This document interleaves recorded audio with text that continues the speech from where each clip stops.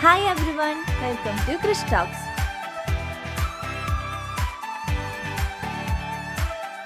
Calicut University second semester Readings from the Fringes എന്ന പുസ്തകത്തിലെ important ആയിട്ടുള്ള 2 മാർക്ക് ക്വസ്റ്റ്യൻസിൻ്റെ പാർട്ട് 2 ആണ് ഈ ഒരു വീഡിയോ എന്ന് പറയുന്നത്. അപ്പോൾ പാർട്ട് 1 നമ്മൾ ഓൾറെഡി അപ്ലോഡ് ചെയ്തിട്ടുണ്ട്. അതിൻ്റെ ലിങ്ക് ഞാൻ ഡിസ്ക്രിപ്ഷൻ ബോക്സിൽ കൊടുത്തേക്കാം. ഓക്കെ, അപ്പോൾ നമ്മുടെ വീഡിയോയിലേക്ക് കിടക്കുന്നതിന് മുന്നേ കുറച്ച് കാര്യങ്ങൾ നിങ്ങളുടെ അടുത്ത് പറയാനുണ്ട്. ഒന്നാമത്തെ കാര്യം എന്ന് പറയുന്നത്, ഞാൻ ഇന്ന് അക്കാഡമിക് റൈറ്റിംഗ് എന്ന് പറഞ്ഞിട്ട് ഷുവർ ക്വസ്റ്റ്യൻസിൻ്റെ 2 വീഡിയോ അപ്ലോഡ് ചെയ്തിരുന്നു. അപ്പോൾ അതിനിടയിൽ ഒരുപാട് കുട്ടികൾ ചോദിച്ചു കണ്ടു, മിസ് ഇത് ഞങ്ങൾക്ക് പഠിക്കാനുള്ളതാണോ, റീഡിങ്സ് ഫ്രം ദി ഫ്രിഞ്ചസിൽ ഉൾപ്പെട്ട വീഡിയോ ആണോ ഇത് ഞങ്ങൾക്ക് എക്സാമിന് ഉണ്ടാവും എന്നുള്ളത്. അപ്പോൾ ഒരിക്കലും നിങ്ങളത് നോക്കേ വേണ്ട, കാരണം അത് ഓൾഡ് സിലബസിലുള്ള വീഡിയോ ആണ്. അതായത് സപ്ലി എഴുതാൻ പോകുന്ന കുട്ടികൾക്ക്, ചേട്ടന്മാർ ചേച്ചിമാരൊക്കെ സപ്ലി എഴുതാവുന്നവരുണ്ടായിരിക്കുമല്ലോ, അപ്പോൾ അവർക്ക് വേണ്ടി അപ്ലോഡ് ചെയ്ത വീഡിയോ ആണ് അത്. അപ്പോൾ നിങ്ങൾ അത് നോക്കണ്ട, നിങ്ങളുടെ സിലബസ് ഇതാണ്, റീഡിങ് ഫ്രം ദ ഫ്രിഞ്ചസ് ആണ്. അപ്പോൾ ആ 2 വീഡിയോ നിങ്ങൾ നോക്കരുത്, തെറ്റിപ്പടിച്ച് പോകരുത് കേട്ടോ. ഇനി ഈ ഒരു വീഡിയോന്റെ കേസിൽ പറയാനുള്ളത്, ഇതിൽ പറഞ്ഞിരിക്കുന്ന അതേ ക്വസ്റ്റ്യൻസ് തന്നെ എക്സാമിന് വരുന്ന യാതൊരു നിർബന്ധവും ഇല്ല. കാരണം നിങ്ങളാണ് ഈ ഒരു സിലബസ് വെച്ച് ആദ്യം എക്സാം എഴുതാൻ പോകുന്ന ബാച്ച്. അപ്പോൾ നമുക്ക് previous year question papers collect ചെയ്യാനില്ല. അപ്പോൾ നമ്മൾ ഈ ഒരു ഇമ്പോർട്ടൻറ്റ് ക്വസ്റ്റ്യൻസ് പറഞ്ഞിരുന്നത് ഓട്ടോണമസ് കോളേജുകാർ നടത്തിയ എക്സാം വെച്ചിട്ടും അതിൻ്റെ ക്വസ്റ്റ്യൻ പേപ്പർ വെച്ചിട്ടും പിന്നെ മോഡൽ ക്വസ്റ്റ്യൻ പേപ്പർ എന്നുള്ളൊരു ഇത് വെച്ചിട്ടുമാണ് നമ്മൾ പറഞ്ഞു തരുന്നത്. അപ്പോൾ ഇത് തന്നെ എക്സാമിന് വരൂ എന്ന് നിർബന്ധമില്ല. അത് ഏറ്റവും ആദ്യം നിങ്ങൾ ഓർത്ത് വെക്കുക. ഇനി ഇത് 2 മാർക്കിൻ്റെ പാർട്ട് 2 ആണല്ലോ, ഷോർട്ടസ്റ്റ് എസ്സേ ഞാൻ ഇതിനൊപ്പം തന്നെ വേഗം അപ്ലോഡ് ചെയ്യുന്നതായിരിക്കും. അപ്പോൾ നിങ്ങൾ അതും കൂടി ഒന്ന് കണ്ടുപോകുക. അപ്പോൾ ഒരു ഏകദേശം ഒരു ഐഡിയ കിട്ടും നിങ്ങൾക്ക്, ക്വസ്റ്റ്യൻസ് ഏത് രീതിയിലാണ് വരുന്നത്, ഏതൊക്കെയാണ് ഒന്ന് ഫോക്കസ് ചെയ്ത് പഠിക്കേണ്ടതെന്നുള്ളത്. ഓക്കെ, പിന്നെ അതേപോലെ തന്നെ നമ്മുടെ ഈ ഒരു ബുക്ക് പറഞ്ഞുകൊണ്ട്, അതായത് ഓരോ ചാപ്റ്റേഴ്സും ഓടിച്ചൊന്ന് റിവിഷൻ പോലെ പറഞ്ഞുകൊണ്ട് ഞാൻ ഒരു വീഡിയോ അപ്ലോഡ് ചെയ്യുന്നുണ്ട്. അപ്പോൾ അതൊരു റിവിഷൻ ആയിട്ട് കൺസിഡർ ചെയ്ത് നിങ്ങൾ പഠിച്ചാൽ മതി. എല്ലാ ചാപ്റ്റേഴ്സും ഒന്ന് പഠിച്ചതിന് ശേഷം മാത്രം ആ ഒരു വീഡിയോ കണ്ടാൽ മതി. ഓക്കെ, അപ്പോൾ അത് ക്വസ്റ്റ്യൻ പേപ്പർ ഡിസ്കഷൻ കഴിഞ്ഞിട്ട് ഞാൻ അപ്ലോഡ് ചെയ്യാം, ഇന്ന് തന്നെ അപ്ലോഡ് ചെയ്യും. ഓക്കെ, അപ്പോൾ നമുക്ക് ചാപ്റ്ററിലോട്ട് കിടക്കാം, വീഡിയോയിലേക്ക് കിടക്കാം. അപ്പോൾ നമ്മുടെ ഫസ്റ്റ് ക്വസ്റ്റ്യൻ എന്ന് പറയുന്നത്, there is a spark in those eyes that still you explain. ഈ ഒരു ചോദ്യമാണ്. അപ്പോൾ നിങ്ങൾ ഏറ്റവും ആദ്യം ഈ ഒരു ചോദ്യത്തിന്റെ ആൻസർ എങ്ങനെ എഴുതേണ്ടത്? This is from the chapter When Salihan Took on the Raj, written by P. Sainath. ഇങ്ങനെ വേണം നിങ്ങൾ ആൻസറിലോട്ട് കടക്കാൻ. അതായത് എഴുതിയ ആളുടെ പേരും പാഠഭാഗത്തിന്റെ പേരും ആദ്യം തന്നെ എഴുതിയിട്ട് വേണം ആൻസറിലേക്ക് വരാനായിട്ട്. അപ്പോൾ നിങ്ങൾക്ക് ഒരു എക്സ്ട്രാ മാർക്ക് അവിടെ വീഴും, മനസ്സിലായോ?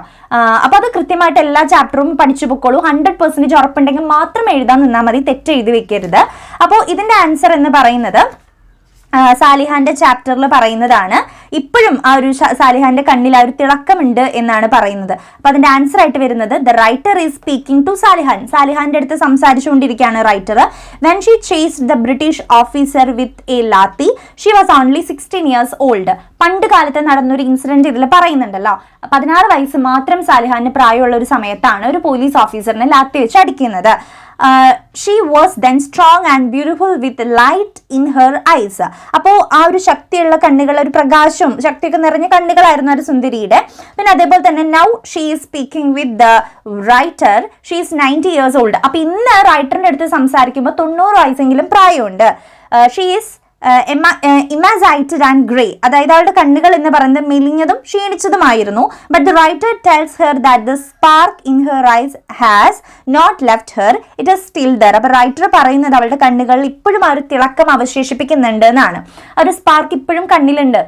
ഈവൻ 90 years old ആയിട്ടും അന്ന് ആ ഒരു 16 വയസ്സ് പ്രായമുള്ള ആ ഒരു കുട്ടിയുടെ കണ്ണിൽ ആ ഒരു തിളക്കം പോലെ ഇപ്പോഴും കണ്ണിലുണ്ട് എന്നാണ് പറയുന്നത്. ക്ലിയർ ആയല്ലോ? അടുത്ത ചോദ്യമാണ്, I hear you bedlam democracy explain. ഇത് വരുന്നത് ഏത് ചാപ്റ്റർ? അപ്പോൾ നിങ്ങൾ ഇതിന്റെ ആൻസർ എങ്ങനെ എഴുതും? This is from the chapter how many more days democracy, written by Sameer Tanti. അപ്പോൾ നമ്മുടെ സെക്കൻഡ് ചാപ്റ്ററിൽ നിന്ന് വന്ന ഒരു ചോദ്യമാണ് കേട്ടോ. അപ്പോൾ നമുക്ക് ഇതിന്റെ ആൻസർ എങ്ങനെയാണ് വരാമെന്ന് നോക്കാം. The poet is saying that democracy is in utter confusion and it is making loud roars, which means nothing to sensible people. അതായത് ഡെമോക്രസിയുടെ സിറ്റുവേഷൻ എന്ന് പറയുന്നത് വളരെ ആശയക്കുഴപ്പമായി, വളരെ കൺഫ്യൂസ്ഡ് ആയിട്ടുള്ള ഒരു സിറ്റുവേഷനിലാണ്. അതായത് എന്തൊക്കെയോ ശബ്ദങ്ങൾ ഡെമോക്രസി ഉണ്ടാക്കുന്നുണ്ട്, ജനങ്ങൾക്ക് അത് മനസ്സിലാകുന്നില്ല. അപ്പോൾ വളരെ ഒരു ബാഡ് സ്റ്റേറ്റ് അല്ലെങ്കിൽ ഒരു പുവർ സ്റ്റേറ്റ് അല്ലെങ്കിൽ വളരെയധികം മോശമായിട്ടുള്ള ഒരു അവസ്ഥയിലാണ് ഡെമോക്രസിയുടെ സിറ്റുവേഷൻ എന്ന് പറയുന്നത്. അപ്പോൾ ഇതിൽ നിന്ന് നമുക്ക് ചോദിക്കാൻ സാധ്യതയുള്ള ഒരു ചോദ്യമാണ്, why does he call democracy baron എന്നുള്ളത്. പിന്നെ അതിലൊരു ഫിഗർ ഓഫ് സ്പീച്ചിന്റെ കാര്യവും ചോദിക്കുന്നുണ്ട്. അപ്പോൾ അതൊക്കെ കൃത്യമായിട്ട് പഠിച്ചു പോവാം. അടുത്ത ചോദ്യം എന്ന് പറയുന്നത് മൂന്നാമത്തത്, what is the real step or real work of constituent assembly as mentioned in the speech എന്ന് പറയുന്നത്. ഇത് വരുന്നത് ഏത് ചാപ്റ്ററിൽ നിന്നാണ്? This is from the chapter the objective resolution written by Jawaharlal Nehru. Okay, Jawaharlal നെഹ്റുവിന്റെ ആ ഒരു ചാപ്റ്ററിൽ നിന്നാണ്. ഇത് ആൻസർ വരുന്നത് ഇങ്ങനെയാണ്: the real step or real work of constituent assembly as mentioned in the speech is the high adventure of giving shape in the printed and written word to a nation's dream and aspiration. In short, it is the making of the constitution. അതായത് പറഞ്ഞിരിക്കുന്നത് ഇപ്പോൾ നമ്മുടെ രാഷ്ട്രത്തിന്റെ സ്വപ്നങ്ങൾക്കും ആഗ്രഹങ്ങൾക്കും ശരിയായ അച്ചടിച്ച വാക്കുകൾ നൽകുക എന്നതാണ് ഈ ഒരു ഭരണഘടന ഉണ്ടാക്കുന്നതിന്റെ ലക്ഷ്യമായിട്ട് പറയുന്നത്. ഓക്കെ, ഇനി നാലാമത്തെ ക്വസ്റ്റ്യൻ നമുക്ക് നോക്കാം. What does Francis Bacon mean by knowledge is power? അപ്പൊ ഇതിൽ നിന്ന് നമുക്ക് കൃത്യമായിട്ട് മനസ്സിലാക്കാൻ സാധിക്കുന്നുണ്ട് നോളജ് ഇസ് പവർ എന്ന് പറയുന്ന ചാപ്റ്ററിത്തെ ഒരു ചോദ്യമാണ് എന്നുള്ളത് അല്ലെ. അപ്പോൾ അത് എഴുതിയിട്ടുള്ളത് യുവൽ നോവ ഹരാരിയാണ് എഴുതിയിട്ടുള്ളത്. അപ്പൊ ഇതിന്റെ ആൻസർ എങ്ങനെയാന്ന് വെച്ചാൽ, by saying knowledge is power, Francis Bacon means that the test of knowledge is not whether it is true but whether it empowers us. The real test is utility. അതായത് Francis bacon പറയുന്നത് ഇപ്പം നമ്മുടെ അറിവിൻ്റെ അളവുകോൽ എന്ന് പറയുന്നത് സത്യമാണോ എന്നുള്ളതല്ല നമ്മൾ നോക്കേണ്ടത്, നമ്മളത് ശക്തിപ്പെടുത്തുന്നുണ്ടോ എന്നുള്ളതാണ്. അപ്പം ശരിയായ പരീക്ഷ അതിൻ്റെ ഉപയോഗ യോഗ്യതയാണെന്നാണ് ഫ്രാൻസിസ് ബേക്കൺ പറയുന്നത്. ഇതുപോലെ തന്നെ കാണാണ്ട് പഠിച്ചു വെച്ചു കേട്ടോ. ഇനി അടുത്ത ക്വസ്റ്റ്യൻ ആണ്, who is the protagonist of the story a white heron and whom does she live with? അപ്പോൾ ഇതിലെ പ്രൊട്ടഗോണിസ്റ്റ് ആരാന്ന് ചോദിച്ചിരിക്കുന്നത്. അപ്പോൾ ഇതിലൊരു ഹിന്റ് കൂടി ഉണ്ട്, whom does she live with. She ഒരു പെൺകുട്ടിയാണ്, ഒരു പെണ്ണിനെ കുറിച്ചാണ് ഇതിൽ പറയുന്നതെന്ന് നമുക്ക് മനസ്സിലായി. പ്രൊട്ടഗോണിസ്റ്റ് മീൻസ് സെൻട്രൽ ക്യാരക്ടർ കേട്ടോ. അപ്പോൾ വൈറ്റ് ഹെറോൺ എന്ന് പറഞ്ഞ പാഠഭാഗത്തിലെ സെൻട്രൽ ക്യാരക്ടർ ആരാണ്? വൈറ്റ് ഹെറോൺ എഴുതിയിട്ടുള്ളത് സാറ ഓൺ ജെറ്റ് ആണ്. അപ്പോൾ a white heron is a beautiful story written by Sarah എന്നൊക്കെ പറഞ്ഞിട്ട് വേണം നിങ്ങൾ ആൻസറിലോട്ട് കിടക്കാൻ. The protagonist of the story എന്ന് പറയുന്നത് സിൽവിയ എന്ന് പറയുന്ന 9 വയസ്സ് പ്രായമുള്ള കുട്ടിയാണ്. ഓക്കെ, ദെൻ അവിടെ താമസിക്കുന്നത് she lives with her grand mother Mrs Tilly. Grand മദറിന്റെ പേര് പഠിക്കുക, ക്യാരക്ടറിന്റെ പേര് പഠിക്കുക, ക്യാരക്ടറിന്റെ ഏജ് പഠിക്കുക. പിന്നെ ഇതിൽ സ്ട്രേഞ്ചർ വന്നിട്ട് വൈറ്റ് ഹെറോണിനെ പിടിച്ചു കൊടുത്താൽ എത്ര $ആണ് സമ്മാനമായിട്ട് തരാമെന്ന് പറഞ്ഞിരിക്കുന്നത്? $10 അല്ലെ. അപ്പൊ അത് കൃത്യമായിട്ട് പഠിക്കണം കേട്ടോ. ഇങ്ങനെയുള്ള ഇമ്പോർട്ടന്റ് ടേംസ് ഒക്കെ പഠിച്ചിട്ട് എക്സാം എഴുതുമ്പോൾ പേരും വയസ്സും ഈ $10 എന്നുള്ളതൊക്കെ ഒന്ന് അണ്ടർലൈൻ ചെയ്ത് കൊടുത്താൽ അത് ആൻസർ ഷീറ്റ് നോക്കുന്ന ടീച്ചർക്ക് മനസ്സിലാവും, ഓക്കെ കുട്ടി അത്രയും ഡീറ്റെയിൽ ആയിട്ട് പഠിച്ചിട്ടുണ്ട് എന്നുള്ള കാര്യം. ഓക്കെ, അപ്പൊ ഇത് ഈ സ്റ്റോറിയൊക്കെ നിങ്ങളുടെ മനസ്സിൽ നിൽക്കില്ലേ? അപ്പൊ അതൊക്കെ അങ്ങനെ തന്നെ പഠിച്ചോളൂ കേട്ടോ. സ്റ്റോറി ഒന്ന് മനസ്സിലാക്കി വെച്ചാൽ മതി. ഇനി അടുത്ത ക്വസ്റ്റ്യൻ ആണ്, explain he didn't fight he hadn't fought at all എന്നുള്ളത്. അപ്പം ഇത് വരുന്നത് നമ്മുടെ ചാപ്റ്റർ ആയിട്ടുള്ള ദ ഫിഷ് എന്നുള്ള ചാപ്റ്റർ ആണ്. The fish it's a beautiful poem written by Elizabeth Bishop. അങ്ങനെയൊക്കെ പറഞ്ഞു എഴുതുക, മനസ്സിലായോ? ഇതിന്റെ ആൻസർ എങ്ങനെയാ വരണേ? The fish did not try to escape or show any resistance. It just hung on the line without any movement or struggle. നമ്മുടെ എന്താ പറയുക, പോയിട്ട് ഇങ്ങനെ ചൂണ്ടയിടുന്ന സമയത്ത് ഒരു ഫിഷ് അതിൽ കുടുങ്ങാണ് അല്ലേ. അപ്പോൾ ആ ഒരു ഫിഷ് എന്താ പറയുക, ഒന്ന് രക്ഷപ്പെടാനുള്ള ശ്രമങ്ങളൊന്നും നടത്തുന്നില്ല എന്നാണ് പറയുന്നത്. ഒരു മൂവ്മെന്റും ഇല്ലാതെ എന്തോ ഒരു ശബ്ദം പുറപ്പെടുവിപ്പിക്കുന്നുണ്ട്, അതല്ലാതെ ഒരു മൂവ്മെന്റും അത് ഉണ്ടാക്കുന്നില്ല. അതാണ് അതിന്റെ ആൻസർ ആയിട്ട് വരുന്നത്. ഇനി അടുത്ത ക്വസ്റ്റ്യൻ ആണ്, where did Vandana Shiva learn about ecology എന്നുള്ളത്. ഇത് ഏത് ചാപ്റ്ററിൽ നിന്നാണ് വരുന്നത്? Everything I need to know I learned in the forest എന്ന് പറയുന്ന ഒരു എസ്സേയിൽ നിന്നാണ് വരുന്നത്. വന്ദന ശിവയുടെ എസ്സേ ആണ്. നമുക്ക് ആൻസർ എങ്ങനെ വരണേ നോക്കാം. Vandana Shiva learned about ecology in the forest of the Himalayas. Himalaya ഫോറസ്റ്റിൽ നിന്നാണ് വന്ദന ശിവ എക്കോളജിനെ കുറിച്ച് പഠിക്കുന്നത്. ഇതിൽ തന്നെ എർത്ത് യൂണിവേഴ്സിറ്റിനെ കുറിച്ച് പറയുന്നുണ്ട്. അവിടുത്തെ അതേപോലെ തന്നെ 2 മോസ്റ്റ് പോപ്പുലർ കോഴ്സസിനെ കുറിച്ച് പറയുന്നുണ്ട്. ഫാം സ്റ്റാർട്ട് ചെയ്ത കാര്യം പറയുന്നുണ്ട്. അതൊക്കെ കൃത്യമായിട്ട് തന്നെ പഠിക്കണം കേട്ടോ. പിന്നെ ടാഗോറിന്റെ why did Tagore start Shantiniketan as a forest school എന്നുള്ള ചോദ്യങ്ങളൊക്കെയാണ് വരുന്നത്. അപ്പോൾ എല്ലാ ചോദ്യം അതിന്റെ ഇമ്പോർട്ടൻസ് കൊടുത്തിട്ട് തന്നെ നിങ്ങൾ പഠിക്കാൻ ശ്രമിക്കുക. So let's move to the next question. What does the poet mean by you remind them what hell looks like when it wears the skin of a gentleman? ഇത് വരുന്നത് ഫയർ എന്നുള്ള പോയത്തിൽ നിന്നാണ്. ഓക്കെ, അപ്പോൾ ഇതൊരു പവർഫുൾ ആയിട്ടുള്ള ഒരു feminist പോയമാണ്. അപ്പോൾ നിങ്ങൾ ഇതിന്റെ ആൻസറിലോട്ട് വരുമ്പോൾ അങ്ങനെ എഴുതുക. എല്ലാതും ഇങ്ങനെ this is from the chapter written by അങ്ങനെ എഴുതാതെ എന്തെങ്കിലുമൊക്കെ ഒന്ന് മാറ്റങ്ങൾ വരുത്തി എഴുതുക. ഇപ്പോൾ നമ്മൾ സ്പീച്ചൊക്കെ ആണെന്ന് വെച്ച് കഴിഞ്ഞാൽ ഫ്രം ദ സ്പീച്ച്, എന്താ പറയുക, പവർഫുൾ സ്പീച്ച്, ബ്യൂട്ടിഫുൾ സ്പീച്ച്, അങ്ങനെയൊക്കെ ഒന്ന് മാറ്റി എഴുതാൻ ശ്രമിക്കുക. അപ്പോൾ നമുക്കത് എങ്ങനെ മാറ്റി എഴുതാം? This is from the powerful feminist poem fire written by Nikita Gill. അങ്ങനെ മാറ്റി എഴുതണം, മനസ്സിലായോ? അപ്പോൾ ഇതേപോലെ എല്ലാ ചാപ്റ്റേഴ്സും ഓരോ ലൈൻ നിങ്ങളൊന്ന് നോട്ട് ചെയ്ത് വെക്കാൻ കഴിഞ്ഞാൽ അത് നന്നായിരിക്കും. അപ്പോൾ ഇതിൻ്റെ ആൻസർ എന്താ വരണേ? The poet is asking the women to remind the patriarchs that although they look very gentle outside, inside them they are carrying a hell where there is a dragon, wolf and monster. If the men step beyond their limits, the women will unleash hell on them. അതായത് സ്ത്രീകളോട് നമ്മുടെ point പറഞ്ഞു കൊടുക്കുകയാണ് തങ്ങളുടെ തനി നിറം പുരുഷ മേധാവികളെ കാണിച്ചു കൊടുക്കണം എന്നാണ്. എല്ലാ സ്ത്രീകളുടെ പുറത്ത് വളരെ സൗമ്യമായിട്ടുള്ള ഒരു ഭാവമാണെങ്കിലും എല്ലാ സ്ത്രീകളുടെ ഉള്ളില് ഒരു ഡ്രാഗൺ ഉണ്ട്, ഒരു വൂൾഫ് ഉണ്ട്, ഒരു മോൺസ്റ്റർ ഉണ്ട് എന്നാണ് പറയുന്നത്. അപ്പൊ പുരുഷന്മാരുടെ അവരുടെ പരിധി കടന്ന് നമ്മുടെ അടുത്ത് ബിഹേവ് ചെയ്യുമ്പോൾ സ്ത്രീകളുടെ ഉള്ളിലുള്ള ആ ഒരു മോൺസ്റ്ററിനെ, ആ ഒരു ഡ്രാഗണെ പുറത്തെടുക്കണം എന്നാണ് പോയിറ്റ് പറഞ്ഞു കൊടുക്കുന്നത്. ഒരു ഫെമിനിസ്റ്റ് രീതിയിൽ, ഫെമിനിസ്റ്റ് എന്താ പറയുക ചിന്താഗതിയിൽ എഴുതിയിരിക്കുന്ന ഒരു പോയം തന്നെയാണ് ഈ ഒരു പോയം എന്ന് പറയുന്നത്. ഇനി അടുത്ത ചോദ്യമാണ്, what are the etiquettes expected by the older thirunangais from the younger ones. ഇത് ആക്സെപ്റ്റ് മീ എന്ന് പറഞ്ഞ ചാപ്റ്ററിൽ നിന്ന് വരുന്നതാണ്. 1-2 പേര് കമന്റ് ഇട്ട് കണ്ടു, ഞാൻ അത് വളരെ ടഫായിട്ട് എത്ര കേട്ടിട്ടും മനസ്സിലാകാത്തൊരു ചാപ്റ്ററാണ്. പക്ഷെ വളരെ ഇമ്പോർട്ടൻറ്റ് ചാപ്റ്റർ ആണ് കേട്ടോ. കാരണം അതിൽ ഒരുപാട് ക്യാരക്ടേഴ്സ് വരുന്നുണ്ട്, വളരെ കൺഫ്യൂസിങ് ആയിട്ടുള്ള ഒരു ചാപ്റ്റർ ആണ്. അതുകൊണ്ട് തന്നെ ക്വസ്റ്റ്യൻസ് വരുമ്പോൾ നമുക്കത് ആൻസർ ചെയ്യാൻ വളരെ ബുദ്ധിമുട്ടായിരിക്കും. പക്ഷെ എന്ത് ചെയ്യണം, നിങ്ങൾ അത്രയും സീരിയസ്നെസ്സോട് കൂടിയിട്ട് തന്നെ ആ ചാപ്റ്റർ പഠിക്കണം, വീണ്ടും വീണ്ടും കേട്ട് പഠിക്കാൻ ശ്രമിക്കുക. സോ ഇത് എവിടെ നിന്നാണ്, ലിവിങ് സ്മൈൽ വിദ്യ എഴുതിയിട്ടുള്ള ആക്സെപ്റ്റ് മീ എന്ന് പറഞ്ഞ ചാപ്റ്ററിലെ ഒരു ചോദ്യമാണ്. ഇതിന്റെ ആൻസർ വരുന്നത്, the older thirunangais expect much respect from the younger ones. They don't like the younger ones sitting with them. They expect the younger ones even to clean their spittoons and massage their legs. അതായത് ചെറുപ്പക്കാരായിട്ടുള്ള തിരുനങ്ങായ്സിൽ നിന്ന് മുതിർന്ന തിരുനങ്ങായ്സ് expect ചെയ്യുന്ന കാര്യം എന്ന് പറയുന്നത് അവരെപ്പോഴും നല്ല രീതിയിൽ ട്രീറ്റ് ചെയ്യണം എന്നുള്ളതാണ്. അവരുടെ എന്താ പറയുക, കാല് മസാജ് ചെയ്ത് കൊടുക്കണം, പിന്നെ കോളാമ്പി ഉണ്ടല്ലോ, ഇങ്ങനെ തുപ്പുന്ന കോളാമ്പി ഇല്ലേ, അതൊക്കെ ഒന്ന് വൃത്തിയാക്കി കൊടുക്കണം, അവരുടെ കൂടെ ഇരിക്കുന്നത് ഇഷ്ടമില്ല, അങ്ങനെയൊന്നും ഇരിക്കാൻ പാടില്ല, റെസ്പെക്ട് ചെയ്യണം എന്നാണ് മുതിർന്ന തിരുനങ്ങായ്സ് എപ്പോഴും ചെറുപ്പക്കാരിൽ നിന്ന് എക്സ്പെക്ട് ചെയ്യുന്ന കാര്യം. അപ്പൊ ഇതിൽ ഒരുപാട് ക്യാരക്ടേഴ്സ് വരുന്നുണ്ട്. അരുണമ്മ എന്ന് പറഞ്ഞ ക്യാരക്ടർ ഉണ്ട്, കലൈച്ചെവി ആയ എന്ന് പറഞ്ഞൊരു ക്യാരക്ടർ ഉണ്ട്, വിദ്യ എന്ന് പറഞ്ഞ പേരിട്ട് കൊടുക്കുന്നത് ആരാണ്, എന്താണ് റീത്ത്, എന്താണ് പരിവാർ, അങ്ങനെ ഒരുപാട് ക്വസ്റ്റ്യൻസ് നമുക്ക് ഈ ഒരു ചാപ്റ്ററിൽ നിന്ന് പ്രതീക്ഷിക്കാം. സോ ഇതൊരു ഇമ്പോർട്ടൻറ്റ് ചാപ്റ്റർ തന്നെയാണ്, മനസ്സിലായോ? അപ്പോൾ ഏത് ക്വസ്റ്റ്യൻ വേണമെങ്കിലും, ഇതിൽ ഒരുപാട് ക്വസ്റ്റ്യൻസ് ഉണ്ട് ആക്ച്വലി, നമുക്ക് ഏകദേശം ഒരു 12ഓളം ക്വസ്റ്റ്യൻസ് വരുന്നുണ്ട്. ഓക്കെ, ഇനി അടുത്ത ക്വസ്റ്റ്യൻ ആണ്, what was the purpose of writing dear Ijeawele. Dear Ijeawele എന്ന് പറഞ്ഞാൽ അത് ഒരു ലെറ്റർ ആണ് ആക്ച്വലി, അത് എഴുതേണ്ട പേർപ്പസ് ആണ് ചോദിക്കുന്നത് കേട്ടോ. അപ്പോൾ അത് എഴുതിയിരിക്കുന്നത് ചിമമാൻഡ എങ്കോസി അഡിച്ചയാണ് എഴുതിയിട്ടുള്ളത്.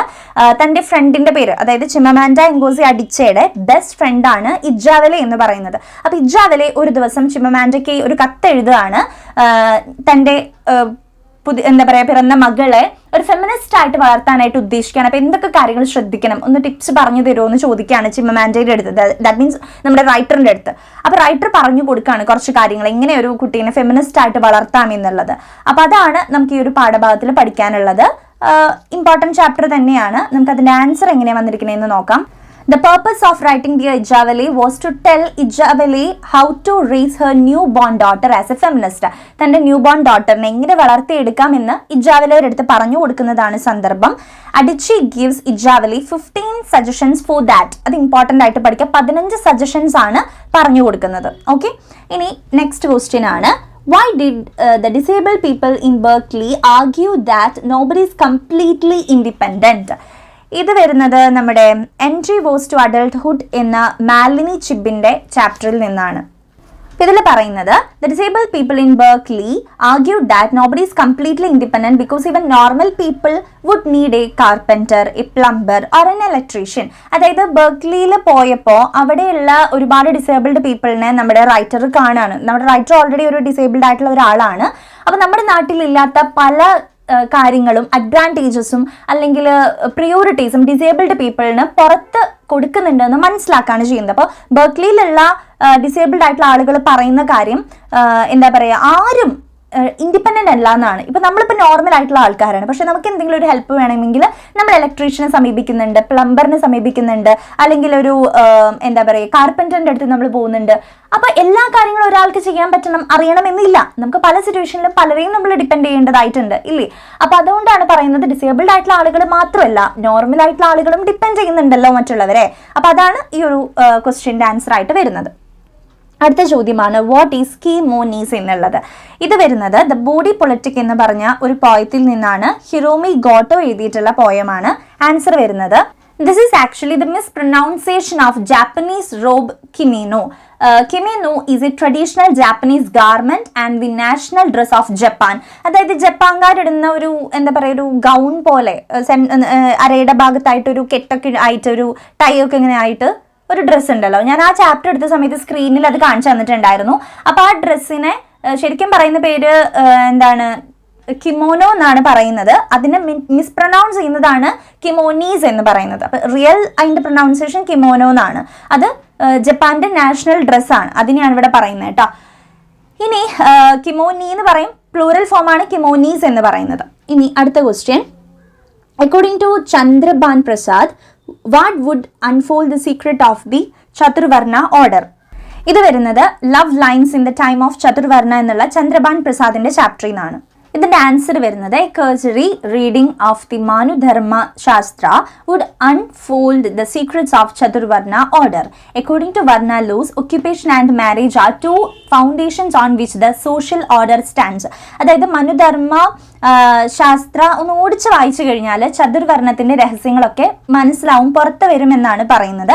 ഇപ്പൊ നമ്മുടെ വർണ്ണ നിയമങ്ങൾ ഉണ്ടല്ലോ, വർണ്ണ ലോസ്, വർണ്ണ നിയമങ്ങൾ അനുസരിച്ച് ജോലിയും വിവാഹവുമാണ് സമൂഹത്തിന്റെ രണ്ടടിത്തറകളായിട്ട് പറയുന്നത്. ഇതാണ് അതിന്റെ ആൻസർ വരുന്നത്. നെക്സ്റ്റ് ക്വസ്റ്റ്യൻ ആണ് explain farmers sowing skulls and bones. ഇത് വരുന്നത് നമ്മുടെ ലാസ്റ്റ് ചാപ്റ്റർ ആയിട്ടുള്ള ഹിസ്റ്ററി ലെസൺ എന്ന് പറഞ്ഞ ചാപ്റ്ററിൽ നിന്നാണ് കേട്ടോ. അപ്പോൾ ഇതൊരു പോയമാണ്, ഹിസ്റ്ററി ലെസൺ. എഴുതിയിരിക്കുന്നത് ജെനറ്റ് ആംസ്ട്രോങ് ആണ്. അപ്പോൾ ഇത് കൊടുത്തിട്ടുണ്ട്. This is a picture of violence that was unleashed on the native by the white settlers. ഇതിൽ പറയുന്നത് യൂറോപ്യൻ കുടിയേറ്റക്കാരെ അഴിച്ചുവിട്ട ഒരുപാട് അക്രമങ്ങൾ ഉണ്ടായിരുന്നു അല്ലെ. അപ്പൊ അതിന്റെ ചരിത്രമാണ് പറയുന്നത്. കുടിയേറ്റക്കാരെ നാട്ടുകാരെ പ്രതിരോധിച്ചപ്പോൾ അവര് നാട്ടുകാരെ നിഷ്കരണം കൊന്നൊടുക്കിയ ഒരു സിറ്റുവേഷൻ ഒക്കെ ഉണ്ടായിരുന്നു. അപ്പൊ അവരുടെ ശവശരീരങ്ങൾ പാടത്ത് തന്നെ ഇങ്ങനെ കിടന്നിട്ടുണ്ടായിരുന്നു. അതിനെയാണ് പറയുന്നത്. അതിനെങ്ങനെ എന്താ പറയാ, ഒരു അയോണി എന്നുള്ള രീതിക്ക് പറയാണ് farmers sowing skulls and bones എന്നുള്ളത്. അപ്പം ഈ ഒരു ചാപ്റ്ററിൽ തന്നെ ഒരു ക്വസ്റ്റ്യൻ ആണ് what does skinless animal signify എന്നുള്ളത്. The skinless animals are the dead bodies of the native and animals that were killed by the European settlers. European settlers കൊന്നൊടുക്കിയ അവിടെയുള്ള മനുഷ്യന്മാരുടെ മൃഗങ്ങളുടെ ശരീരമാണ് അവിടെ ഉദ്ദേശിക്കുന്നത് കേട്ടോ. അവരെന്തിനൊക്കെയാണ് അനിമൽസിനെ കില്ല് ചെയ്തിരുന്നുണ്ടായിരുന്നത്? ഫേറിന് വേണ്ടി, ഹൈറ്റ്സിന് വേണ്ടി, മീറ്റിന് വേണ്ടിയിട്ടൊക്കെയാണ് കില്ല് ചെയ്തിട്ടുണ്ടായിരുന്നത്. They killed natives when the natives objected to the settlers. അതായത് നാട്ടുകാർ കുടിയേറ്റക്കാരെ പ്രതിരോധിച്ചപ്പോഴാണ് നാട്ടുകാരെ കൊന്നത്. മൃഗങ്ങളെ കൊന്നത് എന്തിനു വേണ്ടിയിട്ട്? അവരുടെ രോമവും മീറ്റൊക്കെ എടുക്കാൻ വേണ്ടിയിട്ടായിരുന്നു. So these are the important 2 mark questions. നിങ്ങൾ ഇതിൻ്റെ ഒരു ഓർഡർ ശ്രദ്ധിച്ചോ? എല്ലാം കറക്റ്റ് ചാപ്റ്ററിന്റെ ഓർഡറിലാണ് ഈ ക്വസ്റ്റ്യൻസ് വന്നിരിക്കുന്നത്. ഇപ്പൊ നമ്മൾ മുന്നേ ഡിസ്കസ് ചെയ്ത ക്വസ്റ്റ്യൻ പേപ്പറും ഏകദേശം ഒരു ഓർഡറിലായിരുന്നു എന്ന് തോന്നുന്നു. അപ്പൊ എക്സാമിന് നമുക്കിങ്ങനെ പ്രതീക്ഷിക്കാം. അങ്ങനെ പ്രതീക്ഷിച്ച് പോകണ്ട, ചിലപ്പോൾ അങ്ങനെ ആയില്ലെങ്കിലോ. അപ്പൊ അതുകൊണ്ട് നിങ്ങൾ ചോദിക്കാറുണ്ട് ഏത് ചാപ്റ്ററാണ് മിസ് ഏറ്റവും ഇമ്പോർട്ടൻ്റ് എന്നുള്ളത്. അപ്പൊ നമുക്കിപ്പോൾ പറയാൻ കഴിയും ഏതെങ്കിലും ചാപ്റ്റർ ഇമ്പോർട്ടൻ്റ് എന്ന്. അല്ല, എല്ലാ ചാപ്റ്ററും ഒരേപോലെ അവർ ചോദിച്ചിട്ടുണ്ട് അല്ലെ. എല്ലാ ചാപ്റ്ററിൽ നിന്ന് ഓരോ ക്വസ്റ്റ്യൻ ചോദിച്ചിട്ടുണ്ട്. അപ്പോൾ ഇതിപ്പോൾ 14 ചാപ്റ്റേഴ്സേ നമുക്ക് പഠിക്കാനുള്ളൂ. അതുകൊണ്ട് ഒരു ചാപ്റ്ററിൽ നിന്ന് ഒരു ക്വസ്റ്റ്യൻ കൂടി അവർ ഇട്ടു. അങ്ങനെ 15 ക്വസ്റ്റ്യൻസ് ആക്കിയെന്നുള്ളൂ. അപ്പൊ അതുകൊണ്ട് എന്താണ്, എല്ലാ ചാപ്റ്ററും അതിന്റെ ഇമ്പോർട്ടൻസ് കൊടുത്ത് നിങ്ങൾ പഠിച്ചു പോകാനായിട്ട് ശ്രമിക്കുക. ഒരു ചാപ്റ്ററും ഇമ്പോർട്ടൻറ്റ് ഇത് മാത്രം പഠിച്ചാൽ മതി എന്ന് പറയാൻ നമുക്കൊന്നുമില്ല. ഓക്കെ, അപ്പൊ അതുകൊണ്ട് ഷോർട്ട് എസ്സേന്റെ എസ്സേന്റെ ക്വസ്റ്റ്യൻസ് വേഗം ഇടുന്നതായിരിക്കും. പിന്നെ ഏതെങ്കിലും ടൈപ്പ് ഓഫ് വീഡിയോസ് നിങ്ങൾക്ക് വേണമെങ്കിൽ നിങ്ങൾ വേഗം കമന്റ് ചെയ്തോ. ഞാൻ എന്തായാലും റിവിഷൻ ടൈപ്പ് ഒരു വീഡിയോ ഇടുന്നുണ്ട്. പിന്നെ എക്സാം എഴുതുമ്പോൾ ശ്രദ്ധിക്കേണ്ട കാര്യങ്ങൾ പറഞ്ഞൊരു വീഡിയോ ഇടാം. അപ്പോൾ വേഗം അപ്ലോഡ് ചെയ്യാം കേട്ടോ. So all the very best. Thank you.